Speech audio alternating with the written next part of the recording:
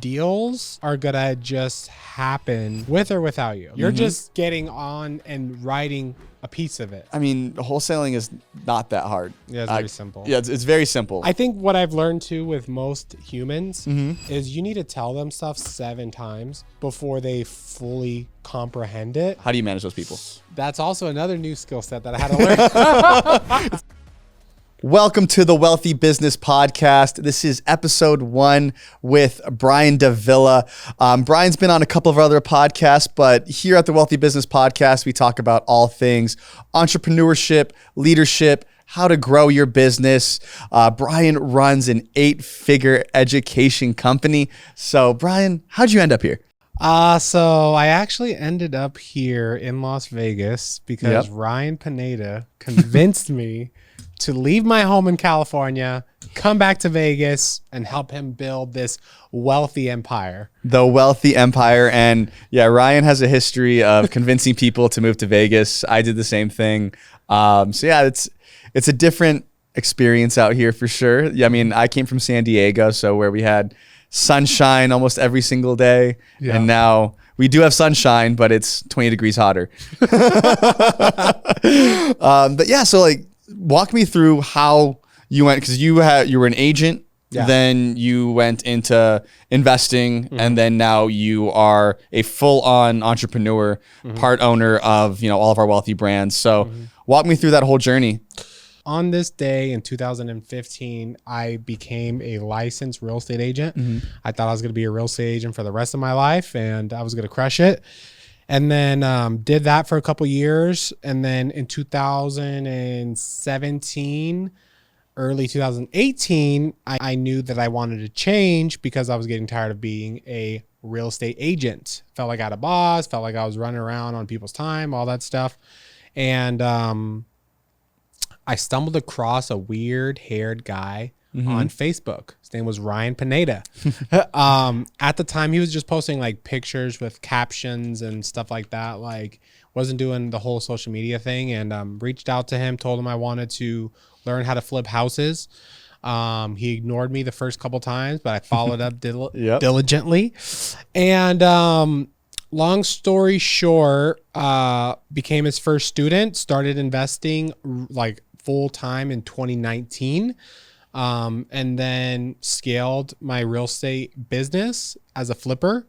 How many employees did you have at the time? At the time I had I had 3 salespeople and 1 transaction coordinator. Got it. Yeah. Okay. And then next step,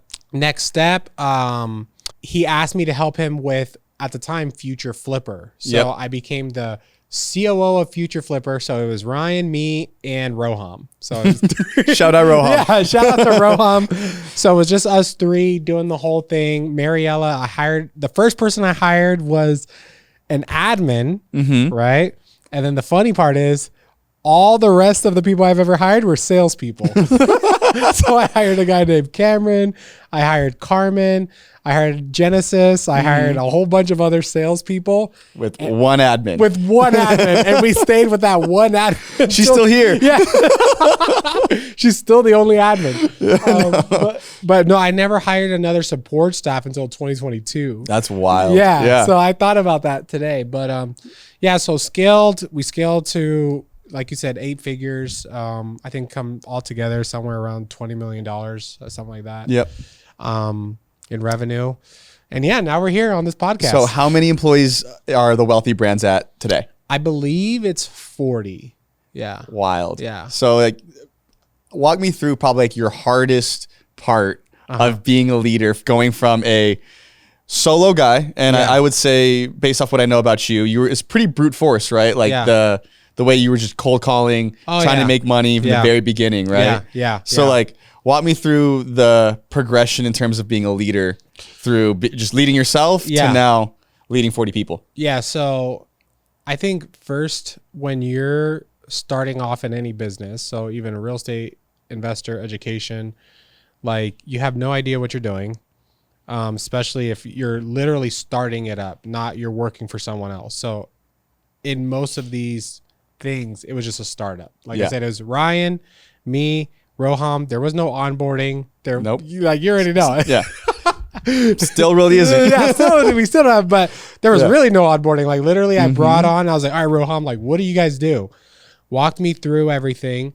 So I guess the initial part as a leader is you're just trying to figure out what works, because if you're not making any money, then you're going to quickly go out of business. So first is like survival. Like, all right, how do I figure out how to make money so we could keep doing this?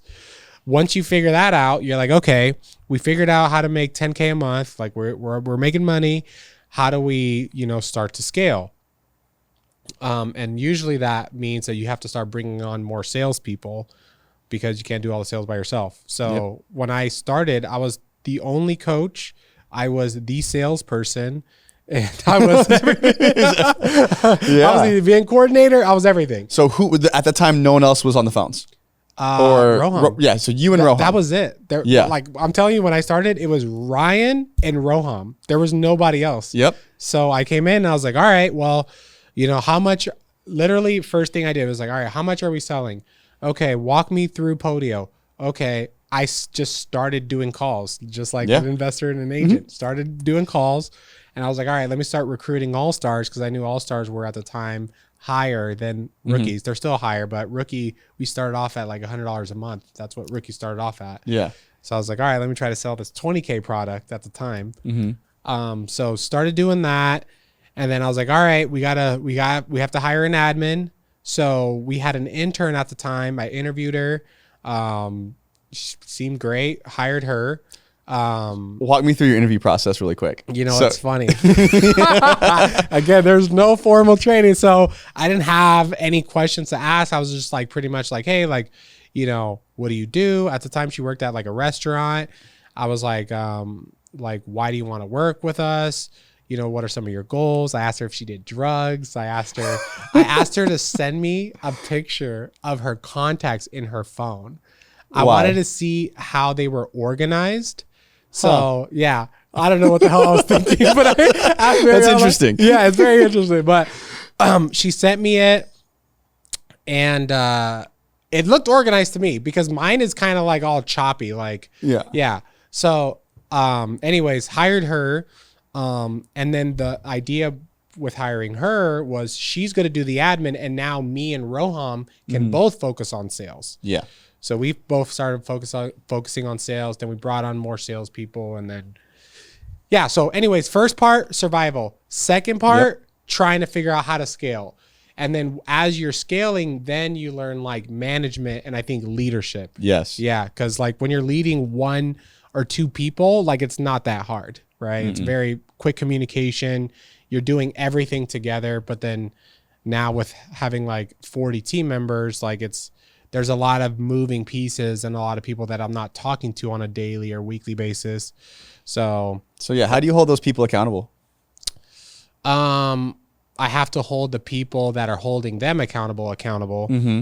So that's the hard part, where I have to make sure that I'm communicating to our medium level leadership to keep the lower level employees. I don't want to say lower level, but the next level employees accountable. Yeah, which I think is probably like our biggest challenge as a whole right now is growing from where it's like me, you, Ryan as like the core leadership to now building out this next level of leadership. And that's what I've seen with like other businesses too.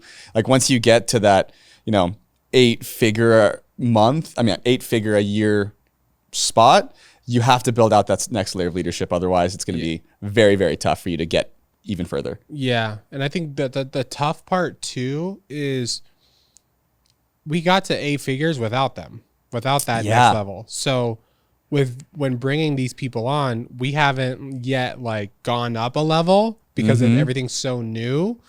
So like being patient to hopefully see if this works, because it hasn't worked yet, right? Nope. We're still figuring out this whole thing, but it's definitely complex. Complex for sure. But but I mean, the difference is when it's, 5-10 people, you can see the results very, very quickly. Exactly. Right? Like you bring somebody on, you're like, okay, this person's a player, they're closing deals, or this person, is great at marketing, whatever their skill set is, like you can almost instantly see an impact on the entire business. But now when you have so many other employees and it takes a while to start to see the ship Yep. moving. You know what I mean? It's the whole speedboat versus yacht or like versus cruise ship analogy. You know what I mean? 100%. Which is tough. Yeah. But so walk me through a time where you had to make like a very tough decision as a leader, if you can think of one. I mean, yeah, there's a lot of tough decisions. I think Every day's a tough decision. every day, I was going to say, I'm doing something tough today. I would say just like letting people go. So Yeah. even right now, unfortunately, I'm going to let some people go probably today. And you feel bad because, you know, they have families and you don't want to like let them down, and you question yourself. Did you do good enough? So I would say like letting people go is probably the hardest part of being a leader. I would definitely agree with that. Yeah. But yeah, I think I was actually watching another podcast and they were talking about like letting people go. And I definitely agree with this viewpoint where you have to, before you let them go, you say, did I do everything I could as a leader? Was I clear with their like KPIs? Was I clear with training? Did I give them the best shot possible? Yeah. And if I say yes, then I'm like, okay, at that point, like it's time to let them go. Yeah. I think it's funny because Gary Harper told me that, but then he also said, even if you didn't give them the best training, all the tools that are equipped after 90 days, if they're not getting results, you still got to let them go. Yeah. Because you got to bring someone else in and start fresh. I agree with that too. So that's the tough part. Quick plug, Gary Harper is our coach at Wealthy Business. Yep. So go to www.wealthybusiness.com if you want to learn from the best. He's our business coach who has been coaching us, Ryan, for over the last 3 years. So helps us scale. He's amazing. So yeah, that was an organic plug. Yeah, that's what we're here for. Yeah. But yeah, so back to, you know, the firing portion too. Like, because there's either that person failed or you failed the person. Yep. But like you said, regardless, if after 90 days they're still not performing, it didn't work. Exactly. So even if you are to blame, you're not firing yourself because you're the business owner or you're that leader. So you got to try again, unfortunately, and that's a tough part of business for sure. Yeah, and it's tough too when we have like, if we use the example of a salespeople. If all the salespeople got the same training, some are doing really good, some aren't. Like, could I train the people who aren't doing well even more? Yes. But then it's tough when you see other people that go through the exact same training and they're getting results, they're improving. So that's why it's like a hard decision. Yeah, and the good thing about sales though is even though it is always a difficult decision to let people go, like I've had to let quite a few people go and it's been tough. Yeah. But at least with sales, it's pretty black and white. It's like, are you setting, are you closing, or are you not? Yeah. And you know, is the effort there too? I think is the other portion. Yeah. 100%. Yeah, what was the hardest part of being a leader for you? Or biggest struggle? I mean, I would think it'd be along the same lines of like, not only just firing, but having tough conversations in general. Yeah. Right. I think like, even to this day, sometimes like I'll let a tough conversation go like a few days too long, like in having that tough conversation. And like, how do you navigate those, like when there's like so many other implications in place, not just like financial implications, but like people's emotions. Like, how do you navigate those things? And honestly, it's just by doing it. Yeah. Like, and even if you like fumble a little bit, just the fact of having those conversations moves the business along. Yeah. Like the worst thing that you can do in business is not take any action. 100%. And so I think that's probably the toughest part. And then, you know, also coming in from, I was, you know, for those of you guys who don't know, my progression was like sales manager, then it's like a higher level sales position, like sales director type thing, and then moving into COO. Yeah. Right. So number one, when I first came in as sales manager, I was leading people who I didn't necessarily hire. Yeah. Right. And then moving into like the COO type position, now I'm in charge of a lot of people who I didn't hire. Yeah. So, and people who have been at the company much longer than I have been. Yeah. So it's like, okay, how do I now lead these people who viewed me in a different light previously and prove that I'm competent and all that type of stuff. So I think those are that's interesting. The biggest challenges to me, at least, I think. What was it like? I don't want to hijack the podcast, but ask me. What was it like when I was leading you when you were the sales manager?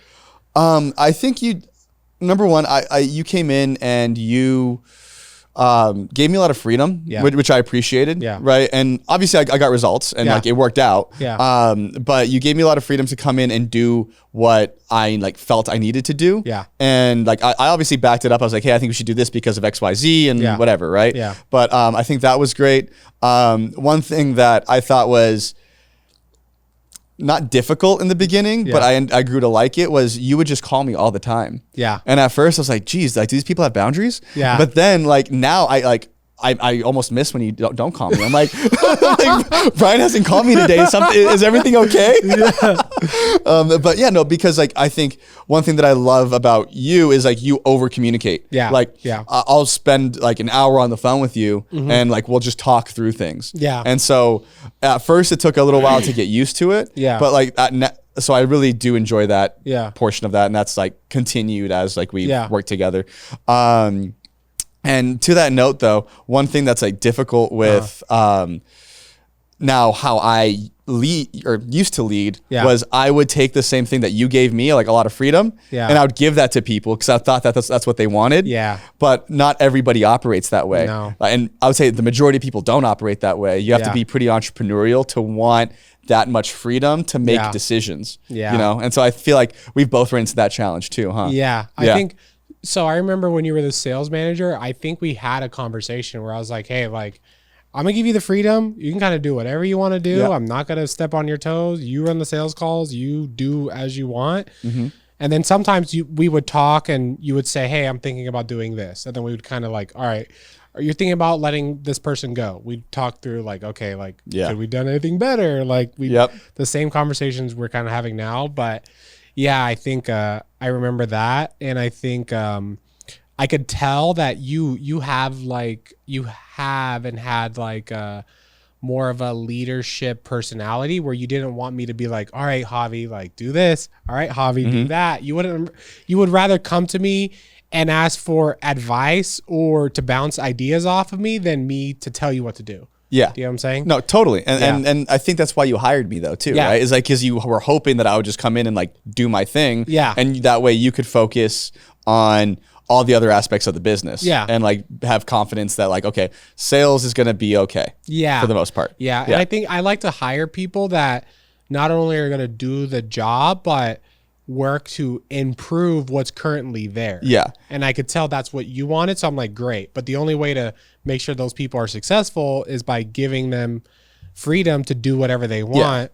Freedom and the tools. And this is like a good lesson for, I think, just like business in general. Yeah. Where like when you're hiring, the thing that keeps people stuck at like either a 6-figure a year business or a 7-figure a year business is that like they're the smartest person in the business. Yep. Right. So being able to bring in other smart people, whether that be a great marketing person that knows more than you do, or a great sales manager or whoever that like can go run that and lead it. Yeah. And that way you as the business leader can like focus on being the business leader and not have to be a marketing manager or a sales manager or anything like that. You know what I mean? And even like there was times where you would do stuff and I wouldn't agree with it. Yeah. But I was just like, whatever, he's the sales manager. So let's just, I wouldn't say anything. Yeah. Well, I appreciate that. Yeah. Yeah. But I think also, and if you really truly felt a certain type of way, you would tell me. Yeah. Like, it was not like big, like, it was like small decisions. Small, really small things that like, let's just say like, how you used to do like the little bonuses. Yeah. The whole time I was like, I don't get why he does that, but whatever. Yeah. Whatever. I'm not going to micromanage and jump in and be like, nope, don't do that. Yeah. Cause it was like a small budget. It's a small budget and it's like what you wanted to do and it's how you wanted to lead the team. So I was like, whatever. If he thinks if he thinks that's what he wants to do, then let him do it. Where I think I've done it the opposite before where I kind of like chop down a bunch of stuff. And then I kind of like take away someone's like unique, leadership stuff that they want to do. Yeah. Yeah. And I think like there's definitely a balance there too of like, okay, picking your battles almost too. And you also got to figure out what they're doing. Like another leader, like you probably don't want to like cut them down. Yeah. But like if you're just hiring somebody to like come in and you got to give them some processes and you got to give them some like guidelines. Cause I feel like I've run into issues where I've given someone too much freedom. And then when I have to come in and like reel it back in, it's a more difficult conversation and a more difficult like situation than it would have been if I would have just like been very strict up front. Yeah. You know? So there's definitely a balance and Yeah. you know, you got to be with the right people for Yeah. sure. So like when it comes to like sales actually, because Yeah. so now fast forward, I moved into the COO role Yeah. and you moved back to we being switched sales roles. manager. So specifically for like wealthy, right? Yeah. So what has that experience been like trying to like get back into like being an actual sales manager again? It was actually fun because I think when I left, like I'm growing exponentially as an entrepreneur, leadership, and all this crap. Yeah. So like when I left and then came back, I had so much more context, so much more learning from like podcasts and all the crap that we've been doing all this time that I felt like, oh, like I'm a completely different manager now. I think I learned a lot about like giving very clear expectations with the sales team as far as what are they saying on the phone, what kind of dials they're doing, just stuff like that. Like I wrote out a new setter script. I wrote out a closer script for both offers that we had at the time. So yeah, it was fun to come back and like almost redo a old position, but with a lot more knowledge and experience. Nice. Yeah, so I love that. actually liked it. Yeah. Yeah, and then I feel like you're just to give more into your background, right? Like when you were an agent, Yeah. all you were doing was cold calling. Exactly, Right. yeah, And so like yeah. it kind of get back to your roots a little bit. Yeah. Yeah. Get back to my roots. And then like my personality is always sales first. Cause I'm very like, all right, how are we going to make more money? Sales. Where some people, they may think a different way where it's like, oh, operations or marketing, you know, a marketing person's like, how do we make more money? I got to dial in the marketing. My personality is sales.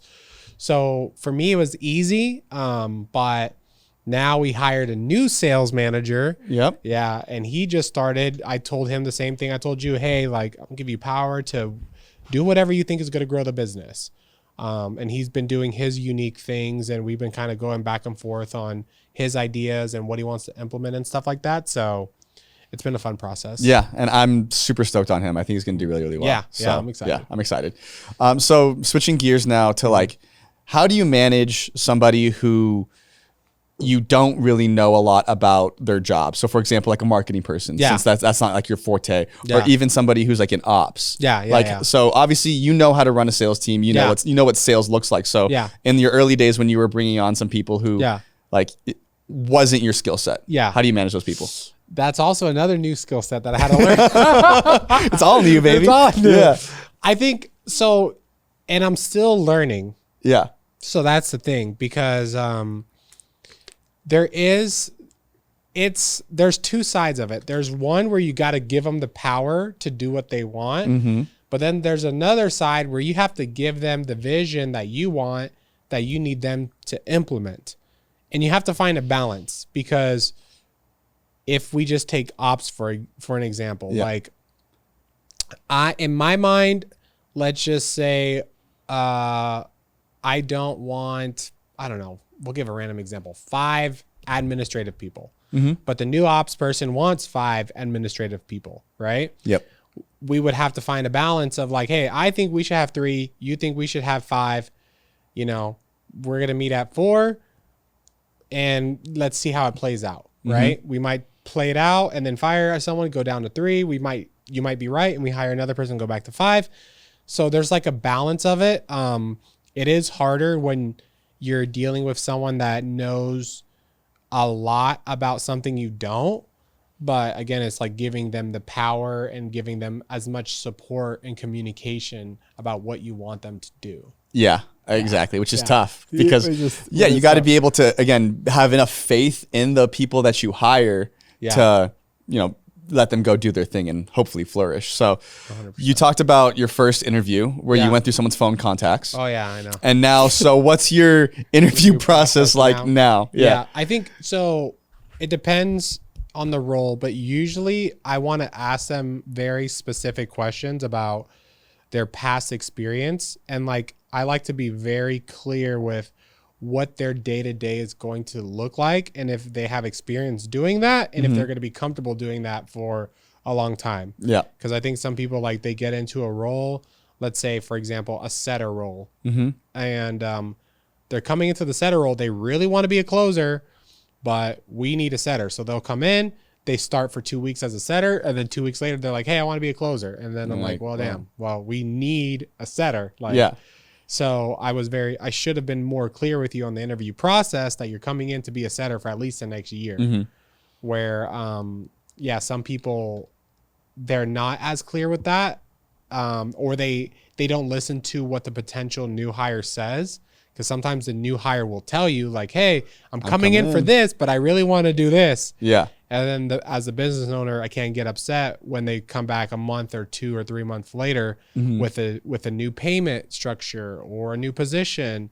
So yeah, I just try to set very clear expectations and go over their past experience at their previous jobs. Yeah. I wish I could do a better job of like digging into their culture. But where we're at right now, like, and for the jobs that we need, we don't have a bunch of applicants. So we kind of have to work with what we got. Yeah. And for those of you guys who are looking for jobs, www.pineda.co. We're hiring as of right now. We got a lot of web designers that we're looking for. Yep. Always open to salespeople, but we're pretty stacked on that portion. But if you're a killer, come apply. Yeah. What else are you hiring for, Brian? Whatever. If you're good, apply. Yeah, if you're good, come apply. Yeah. And you can come hang out and be over here. Yeah. Hang out with some winners, some A players. Super fun. But so I think what I've learned from you and what I've seen like your growth is you are way more clear with what you're looking for in all aspects of the business. Yeah. Right? Like I think just because maybe earlier on or I think that regardless, you come in and you're like, these are the expectations that I have for this role. Yeah. And like, if you're not, we need to get on the same page if we're not. Yeah. Right. Yeah. Like it's all about communication. I know. Yeah. I think what I've learned too with most humans in general is you need to tell them stuff 7 times before they fully comprehend it. Because sometimes with marketing, sales, interviews, whatever, I've seen it where, let's say someone on stage says something and then I'll talk to someone in the crowd about what that person on stage said and they heard it completely wrong. Yeah. Or they heard it different. And then I'm like, okay, so I guess like I just have to repeat myself 7 to 8 times just to make it so abundantly clear what are the expectations or what message am I trying to get across? So that way it just saves us time later. Yeah. And I feel like you have to say it like 7 or 8 different ways as well. Exactly. Like it's not even just saying it 7 or 8 different times. It's like you have to explain it in so many different ways. You have to verbally say it in writing, and then give them different phrases. So like there is no confusion in that process. Have you experienced this also? Yes. Why do you think that is? I think people, I mean, you could go, again, my background's in sales too. Sometimes people hear what they want to hear on the phone. That's true. And I think that translates to just in business too, right? Yeah. Everyone has a unique set of perspectives that they've gone through or a unique set of experiences. And then they apply, that's the lens that they look through. So if I tell you something, you know, you might not perceive it the same way that I want you to perceive it. Yeah. So yeah, it's just clarity in business, I think, is very important. Yeah. Yeah. I guess like, what do you do to become a better leader? I mean, I still do I sit down with like a leadership coach. And that's been helpful for me. Like not even in like, Keith, if you're listening, we need to get work on your SOPs and like having clear deliverables, but it feels like a therapy session, honestly. So like, I come in, I'm like, hey, I'm dealing with this one situation or with this like one person. Like, how do I navigate like these conversations? Yeah. And so he's been very helpful with that. Yeah. But also I think, just through experience too. Yeah. And then like, you know, the whole phrase, like, what would Jesus do? I'm like, okay, like what would like a great leader do in this situation? Yeah. Right. So like, I try to be very, not as reactive with situations. And I'm like, okay, like how should I really tackle this as the COO or as like a great leader? Yeah. And that's kind of where like I've hopefully gotten a little bit better with, you know, that. And I am trying to ask for more feedback too. Yeah. From like the people that I work with. I'm like, hey, like what are you seeing? Or like giving them an opportunity to like share before like I try to go in and, you know, impose my will on somebody or like on like the route of the business. I've learned with that too, with the feedback thing. Again, there's like a balance. Yeah. Because sometimes people will tell you stuff, and like, for example, with the sales team, I've had sales team members be like, man, like, I wish we just didn't have meetings. And I'm like, I could see why, right? Nobody wants to do a meeting where I listen to your call. Yeah, it's uncomfortable. It's uncomfortable. It's stressful. It's weird. Some people think they're too good. Yeah, some people think they're too good. Some people think they want you to listen to all the calls, but there is a balance of like asking for feedback and then being able to understand why they're giving you that feedback sometimes. Yeah. So well, I think it's the role of a leader to be able to take in as much information as possible. So take that feedback from the sales team, take that feedback from whoever, but you still have to be the one to make the decision at the end of the day. Yeah. Yeah. And you're responsible for guiding the business forward, and like, you know what's going to be best for the business. Yeah. And I mean, and even if you don't, like, you got to take that bet. Yeah. You know? What about, so I was listening to Layla Hermosi and she talked about, you know, with leading, running meetings and stuff like that, one aspect is like emotional control. And can you elaborate on that?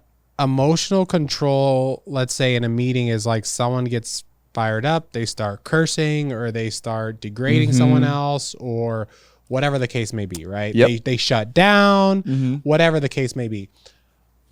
Have you paid attention to your emotional control when, you know, stress levels are high during a meeting or it's like a big I mean, I issue? try to. I know that sometimes, like, I might have my emotions on my face or whatever, right? And so, like, I do my best not to make any decisions in that time. Yeah. Right? Like, I'm like, even if I was reactionary, I try to like come back and like not, again, like I said, not make a decision. And I'm like, okay, we'll come back to this and we'll decide tomorrow or something, right? Yeah. So, yeah, I think like, luckily, I haven't had to have too many situations where like I was dealing with another employee. Maybe when I'm talking to you, but Yeah.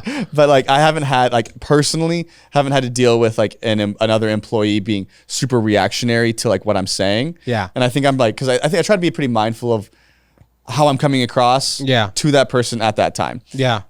So, but what about you? Well, for me, for sure, I have to be more aware of it, but I've been paying more attention to it. So like even when we had like our old meetings with like Gary, and I look back of like, you know, Scenario situations, different situations. Yep. I'm like, oh, that's things that we can't talk about on camera. Yeah. But I'm like, oh, that's an example of bad emotional control. This person and this person started whatever, you know, stress levels were high, you know. So I try now, very recently, to be a lot more aware of like my emotional control, because I'm a very high energy, high emotions person, where I try to be like, I try to get my point across with bringing my energy up, where I need to learn how to like level it down. Yeah. And how do you feel like you're doing that? Or like what strategies, if there are anybody, like any, Well, first, now that I'm aware of it, it's almost like when it's like, first of all, it starts with your body, because usually when you are upset, you feel it in your chest and everything first.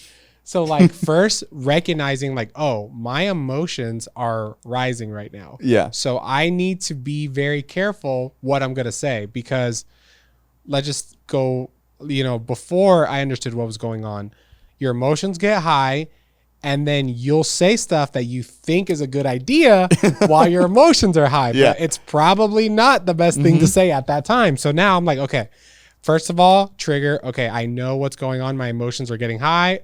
Whatever. I don't like what this person is saying, or this person is doing something I didn't want them to do. So let me like, first of all, try to relax.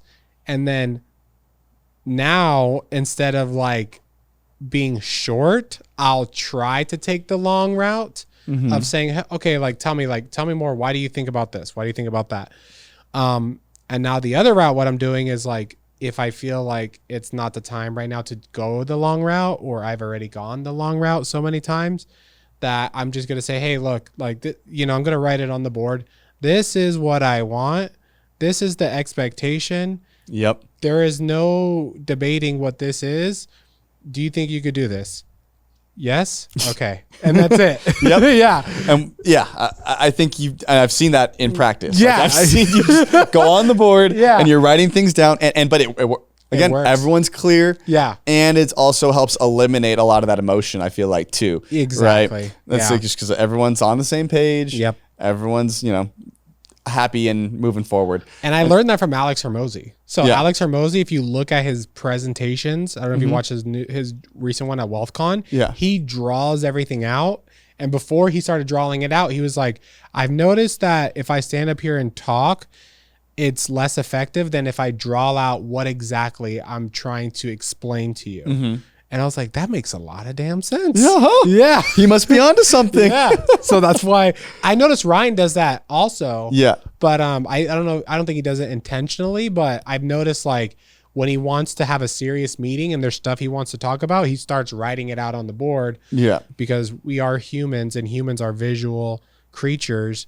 So it helps with communication. Good. And so switching to more of like the operations side. Yeah. Like what role does looking at the P&Ls and all of that like play in a business? I think it's very important. Yeah. Yeah. And I so- think it's super important. And when did you really make that transition to actually thinking that it's like important? I've always thought it was important. I think it depends on the role. So, And I guess better question is like, how do you use that information to make business decisions and better business decisions? well, the P&L, the good thing about a P&L is that it's facts, not feelings. So I can look at a P&L and say, hey, we're spending $14,000 on TikTok. How much have we made from TikTok? Nothing. Okay, we need to cut it. Yeah. It makes it where if you don't look at the P&L, you might think, oh, well, I think TikTok's going well. Like I see it's getting views. So I think P&L makes everything super clear. And it's very important. And so give me like your top like 4 metrics that you look at for your business. Well, first of all, top line revenue. So Yep. I always want to see the top line revenue. I always want to look at like expenses and see where we overspending. So like, I guess the expense section of the P&L. Yep. I think I want to look at our margins. So like I want to see like where we at margin wise, and then like how does that compare to like other businesses that are comparable. So I know that like education, the margin could range from like 60 to 40%. I feel like that's like a healthy margin. And then I want to look at like miscellaneous fees that I'm like, what are these fees? And like, can we cut them? Are we even using them? Yeah. So I would say those 4. Yeah, I think like the last one's huge as well, or was for us. Like when we first started looking, we have like 3 different Zoom accounts. Yeah. We have like 4 different phone systems that we had used at one point or not used. And we're like, okay, like where can we, I think we saved like a good chunk of change. Yeah. Yeah. And just, like thousands. Yeah. Yeah. Even for my personal. So like I always look at my personal books in the beginning of the month. And like, if I just see like random things, I'm like, why am I still paying for Smarter Contact or whatever? And I haven't used it in like 3 months. Let me like cut it. So yeah. I feel that. Yeah. So like transitioning from a real estate business that you're crushing, you know, because you're already a millionaire before getting into the wealthy education place. And so what's the biggest challenge or what's the biggest difference from like running a successful real estate business and just a regular education business? So there's a couple. One is the professionalism. So like in real estate, it is pretty unprofessional. The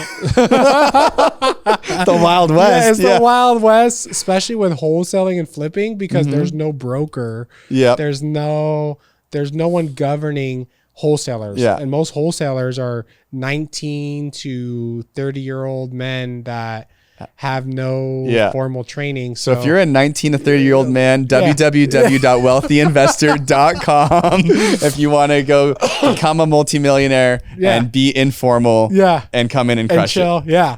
But anyway, continue. So, but if you think about that, right? most of the time I'm dealing with wholesalers and like Mm-hmm. people like that, or even real estate agents or homeowners. So Yeah. homeowners are not business people. These are And- just clienteles that you're dealing with. And usually the people who are willing to wholesale their house Yeah. are not the most Yeah. professional, because you got to sell it for 65 cents on the dollar. Yeah. And so It's I usually get, a certain type of seller, a certain, wholesalers are a certain type, and agents are really a certain type too, where they're looking out for their best interests also. Mm-hmm. So dealing with a lot of informal relationships is different than like having 40 staff and like clienteles that are paying you quarterly and monthly, right? So that's a huge difference. In real estate, obviously there's no clock in, clock out. So like if you're a wholesaler, you don't have to start working at any time. You do whatever you want. Yeah. Are you moving deals? Are you not? Yeah. Are you moving deals? I mean, you could pay for marketing as a wholesaler and not call the leads. It doesn't matter. Yeah. We're like here, if we're paying for leads, we have to call them. Yeah, somebody's watching you, and you better be calling. Yeah. So I think just being formal, I guess like the time thing, because like I said, there's no time when you're a wholesaler, flipper, investor. You can do whatever you want as you want. There's come and go as you please. I think what I've noticed too recently, now that I started flipping houses again, is like you could just move really fast in real estate. So like I have like 3 deals right now that took 2 weeks. And then I'm like, okay, I started doing the math. I'm like, damn, if I keep at this pace, like, what could I do? We're with a big business, if we want to net an extra 50%, there's a lot of things that need to happen to do that. Where if you make 6 figures as a wholesaler to make 200K, it could be a lot faster. Oh, for sure. It's just way more scalable. Yeah. I mean, even we were talking like with Ray, who's upstairs in our office right now. He had like his best month ever, right? I know. Yeah, like 140K. Yeah, in a month. Yeah. And he, what does he have? Like 3 other guys in that office? Yeah. If and that? they're on like. And they're all commission only? They're on very low salaries? Yeah, very low salaries. Yeah. Yeah. So again, if you want to go make 200K and have some guys on very low salaries with 3 employees and hang out and have a good time, learn from Brian, www.wealthyinvestor.com. What have you seen? What have you seen? Because you were in real estate. Yep. Well, but my background's pretty pretty quote corporate, or at least like startups. So like the average company that I worked for usually had anywhere between 100 to 1,000 employees. Damn. So I saw like the range for sure. Yeah. And I've had like offices that were like super informal, well, relatively informal. You'd wear like kind of what we're wearing today. Yeah. And then transitioning to real estate, and then transitioning kind of back into corporate, but I never really left. Right. Yeah. I think the biggest thing with real estate, like you said, it's very informal. When I went to like the masterminds, it's just a bunch of dudes.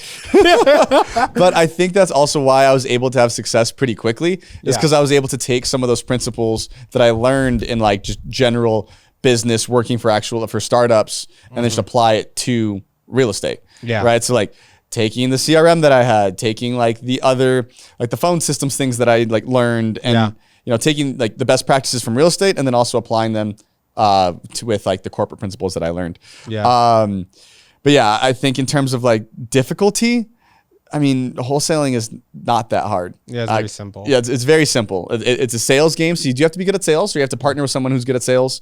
It's a relationships game, and it's really just like a volume game too. Yeah. Right? Like, how many dials are you willing to make? How hard are you willing to grind? Yeah. And I think like that's the best part though about real estate investing, is it doesn't require a whole lot of technical know-how or technical skill. I think it just requires a little bit of knowledge and a lot of effort. Yeah. In my opinion. Yeah. 100%. Obviously flipping's a little different. Yeah. But truly like just wholesaling and getting deals, you can do it with relatively low income, like in terms of startup cost, and you can do it as long as you're decent at talking to people and willing to put in a lot of work. Yeah.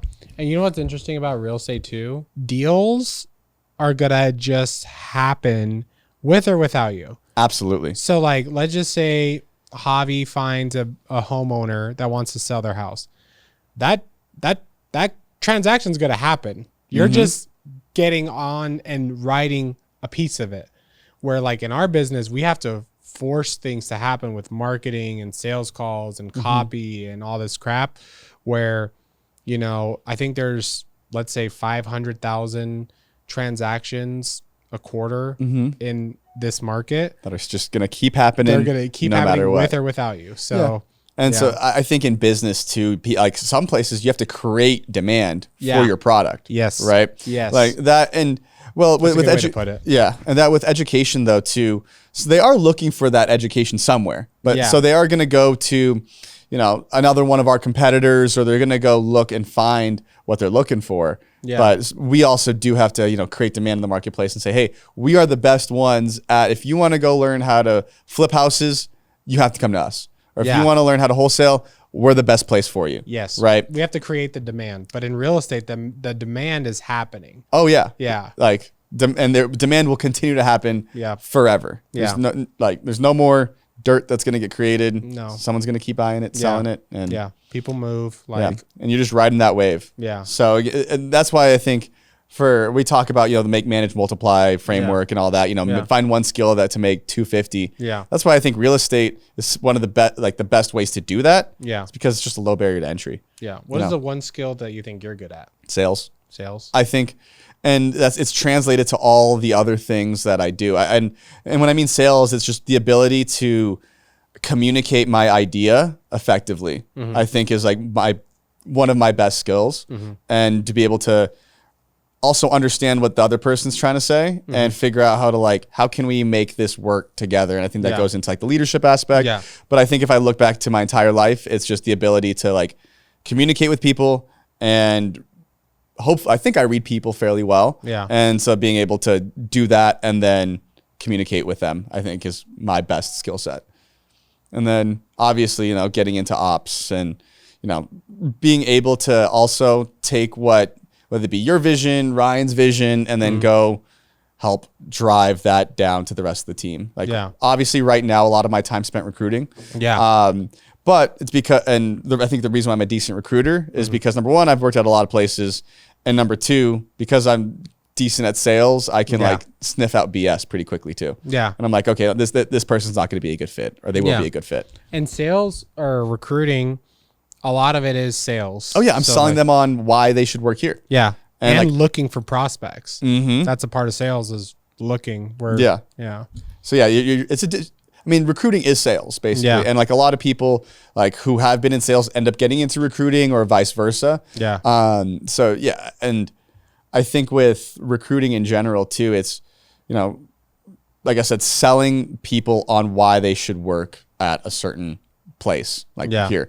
Good news is like it's pretty easy to sell. Like, especially when I do like the office tours, I'm like, oh, hey, come check out our podcast studios. This giant stage downstairs that people have like never seen anything like it. So it's like, it's interesting. Yeah, it is interesting. It's fun. What is like some of the biggest thing you've learned recently now that you've been doing a lot of recruiting? A lot of people are mediocre. Okay. And so that's very harsh, honestly. What does that mean? I mean, it means that there's like a lot of like, so for example, I'm looking right now, we're looking for a web designer. Yeah. Right. I think we've had like 70 applicants. Yeah. And only 3 have like made it to you. Yeah. Right. Because like I look at these portfolios and I'm like, geez, like they're not very good. Really? Or they don't align with what we need to. Yeah. Right. There might be some people who make some like really cool websites, but it's just like, what we need over here is just so different than like what they're putting out. Yeah. So yeah, I think that with a lot of places too, a lot of people just work at jobs and do just enough to like not get fired. Yeah. And I'm going on a little bit of a tangent here, and I'll come back in a second. And so when people apply for jobs, like they don't have great resumes because they're not really doing a whole lot in their other jobs too. Yeah, they just have like basic jobs. Yeah. Yeah. So I think there's that. And then other things that I've learned through like just sifting through a bunch of resumes is, again, sales is king. Like when I hop on a call and I'm talking to somebody, I'm like, okay, if they aren't effective at selling themselves on why they should come work here, it's going to be difficult for them to even get the interview. Right. Yeah. And so I've had to do a good job, or a better job, of understanding what like how to extract their knowledge if they're not a good salesperson or good at selling themselves, and like, hey, like at least giving them a shot, like by asking better questions of like, okay, so walk me through your experience. So tell me about a time that you helped increase revenue at a business, or walk me through like, what do you know about, digital ad spend, or whatever the question is, just asking them more technical questions and giving them an opportunity to like plead their case to me. You know what I mean? Yeah. If they're not that great at sales, but overall, I think sales is king. Yeah. But and so like I asked you a couple questions about interviewing in the past, but like one thing I like about you, which I think is funny, like you are so clear. And like, it's like, this is what you're going to be doing. I know. But it works. And like, so like, and so sometimes I see like, for example, our CMO, if she's sitting in there, she gets like, I can see her get a little uncomfortable with like with your delivery, but I'd rather have that than the opposite. I know. Right. And like, so it's still better for the business. Do you remember there was one time where we did an interview with someone and I asked the person, I was like, do you understand what Javi said what your day-to-day was going to look like? And then he tried to tell us and then it didn't translate. I was like, for some reason, like, well, and I get it also too, because with interviews, your emotions are so high. We're used to this environment. I know you, I talk to you every day for years. This person's like, they're looking at everything that's going on. They're trying to grasp what they're going to make, if they want to work here, what their job is. So I understand that like there's so many moving pieces that it's hard to grasp everything that's going on. Oh yeah. And there's like studies that show like when your emotions are high, your memory like decreases significantly. 100%. Right? So, and for a lot of people, like going through a job interview is one of the most stressful things that you're going to do. Yeah. And I mean, I notice it all the time. Like I look at people's hands and they're shaking. Really? And I mean, next time you go to an interview, like go look. And so that's why I try to give them the benefit of the doubt sometimes. Yeah. And realistically, most people don't read the job description. Really? Like the people just like apply to a lot of jobs. And so again, it is up to me and eventually you or whoever's interviewing to like be very abundantly clear. But I do remember that interview where they repeated it back. And even I was like, ooh. I could have done my job a little bit better there. Yeah. But so to that point, like how do you feel like you maintain like a good culture? And what do you do if the culture isn't where you want it to be? That's a good question. So one, I try to always... Besides just fire them all. Besides fire everyone. I try to have like high energy come in like, hi, how's it going? High five. You know, you're doing good. This is good. This is good. Compliments, reinforcing good behavior. It's like treat them like a golden retriever, basically. Yeah. High five, high five. High five, pet them. Well, Layla Hermosi said like a high five is like one of the best reinforcing actions you could do. But like, give as many compliments as I can to reinforce good behavior. You know, high fives. Try to incentivize people with more money and bonuses. Try to understand like what that person really wants out of this job and out of this role that they're in. Try to understand if they want me to, like where they're at personally. Cause I feel like sometimes people like to be able to share what they're going through on their personal side. Making sure that that person likes the role that they're currently in. So, you know, kind of like, that's why I'm so hard in the interview process, because to restart hiring and all that stuff sucks. It takes a lot of time. So making sure they're still happy with what their current job is, making sure that if they need any more support from me or from the other team members, make sure there's nothing that's frustrating them. I think like explaining the vision, having very clear goals on like what are we all striving for. I think that's about it. And that's then pretty like, good. Yeah. I also try to like purposely start communication with team members and other team members, because I feel like it helps when they kind of like talk to everyone and they're not isolated. And sometimes you have to push people to like talk to other people. Yeah. So I guess that's a good segue into like, what's your opinion on remote work? I think it could work. I think it could work. I think I was remote for a long time. A lot of our best team members are remote. I think for certain roles, especially in departments that we're not the best at, I would rather prefer in person. And then it even with those type of roles, it benefits me because now from a lot of these employees, I'm learning from them. Yeah. So they're almost like coaching me because I'm like watching what they're doing. I'll sit there and they may not like it. They may think I'm micromanaging, but in reality, I'm just learning. So we have a new YouTube guy. I was like, show me how you're targeting other people's YouTube pages. Like he probably might think I'm micromanaging him, but honestly, I just want to learn. Like, Yeah, you just want to see what he's doing. I just want to see what he's doing, and I want to see if he leaves, I can explain it to somebody else, right? And like the more context I have of what these people are doing, the better. But remote work is fine. I would prefer in person, especially for leadership, because I feel like with remote work, it's easier, obviously, to have a side hustle. It's easier to like do the minimum. I used to be like, so the company I worked for prior, like right before this, was 100% remote. They had like 1,000 people, no physical office anywhere. Oh, wow. Yeah. And so like to give like a quick backstory, like the guy's like the CEO, he had like an autoimmune disease, and like he's like, dude, like I feel isolated like by like my company right now. So that's how he started the business, and then it grew, blew up, still around, doing really, really well. But the point that I'm making is, I came from a culture where I was like, dude, remote work 100% works. Like, like everybody should, like, it should be fine to be remote. You also get the best talent because you're not limited by like your area.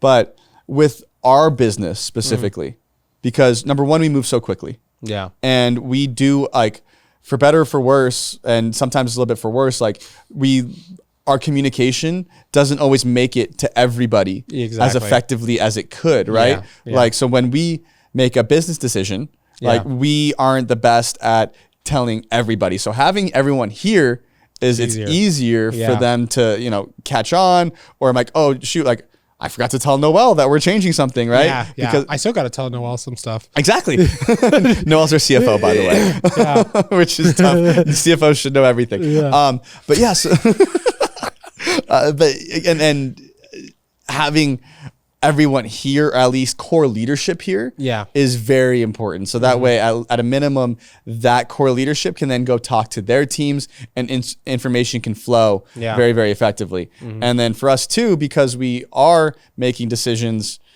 here at the office, I have to be really mindful about like reaching out to our remote workers, or making sure that we're having regular meetings. And that's another thing that I've learned too is, you know, I was very similar. I was like, dude, like we don't need to have meetings, but we do.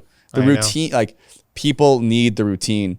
People need to be able to, you know, have a time to get updates, connect with other people, all that type of stuff. So I'm big on, I'm still cool with hybrid work, but having a core team here, and or at least having them come out for certain things, like, you know, when we do wealth cons, and like having them stay an extra week or do whatever, so that way at least they're part of the culture. Yeah, I agree. And I think it's tough too, because if we hire someone remote, they have to be an A player, because it's that. And I mean, most remote workers like are not working 8 hours a day. No, and that's the tough, like it's good and bad. It's great for the worker. Like I know when I was working remote, dude, I would do laundry in the middle of the day. Yeah. I go to the gym. I got my stuff done, and I was a productive person. And like I was like, prior to working here, like I was hitting quota. I was good. Like, but I would do just enough to make my income. Yeah. And then I was focused on other stuff. I was focused on real estate. I was running a whole other business while working remote. You know what I mean? Most remote workers, I feel like, have a side hustle or like other stuff that. And so like, it's great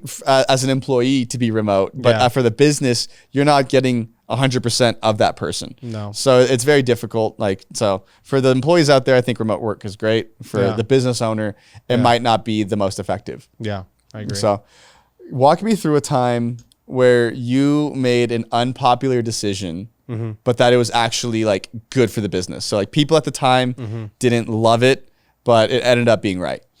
I would say like when I implemented, did you guys have daily meetings when you were on the sales team or no? We did. I think Aaron might have like gotten away from it, but like we had a day, but it was short, like full transparency. It was like a 30-minute meeting, and it would do like maybe a little bit of training, but not really. It was just like updates. How'd you do yesterday? And okay, get to work. Yeah. Yeah. I think there was a shift when I became the sales manager again, where I implemented daily meetings and like long ones. Like long ones too. Yeah. Where we were meeting for like an hour when I first started. It was 30 minutes, just the setters, and then 30 minutes with the closers. So I would listen to a setter call or a couple setter calls, and then the closers would come on, and then we would start listening to their calls.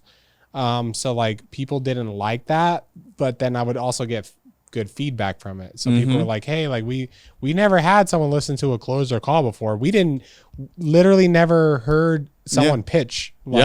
So like doing stuff like that, even like our 9 I started a 9 a.m. admin meeting. Like it should have been going on, but started that and like got feedback from the team. Like, hey, like this is good. Like we're getting good feedback, but no one likes meetings. Like I don't like meetings. I know they don't like meetings, but it is helpful, and it kind of like helps build the culture, and it helps get everyone on the same page. And yeah, and it allows to like you to uncover things that you might not even know about. Exactly. Because like it gives a chance for whoever's in that meeting to like bring up issues or whatever it might be. Yeah. So, and it's funny because like now I'm running the sales team at Pineda Media. Yeah. Shout out if you want to get content built for you. We will film, edit, and now coach, because it is a joint deal with Wealthy Creator. Go to www.pinedamedia.com. There we go. But I'm running the sales team over there. Yeah. And I'm doing the same thing you're doing. Yeah. I'm listening to calls. Yeah. Like, and so like, I used to not like doing it. I would do like one-on-ones when I wasn't as busy, and I would listen to a call with them on the one-on-one. Yeah. But then like I also fell off doing that because I wasn't keeping routine and whatever. Yeah. So like one thing that I have implemented is like we're listening to set call, we're listening to close call, and the feedback's great. Yeah. And the team's getting better because of it too. 100%. Right. And those are the results. Like, so while some people might not want to be on those calls, or to be on the calls, or they might not want to be like called out. Yeah. But after a while, they're used to it. Exactly. Like the first few times when we were getting the calls, like, oh no, like someone's gonna listen to my phone call. I know. But yeah, so I think now it's just part of the training and part of what they're doing. Yeah. So I think it's great. Yeah. So that's good. Thank you, Brian. I'm sure you will be back on at some point. Yeah, I'm sure we'll do another one. But yeah, this was great. If you guys got some value, make sure to like, subscribe, do all the stuff. Follow the Brian Davila on Instagram. Go to Wealthy Investor. Follow me on Instagram, hotchav_. And I think that's all I got for you guys. So thanks again, and we'll see you soon.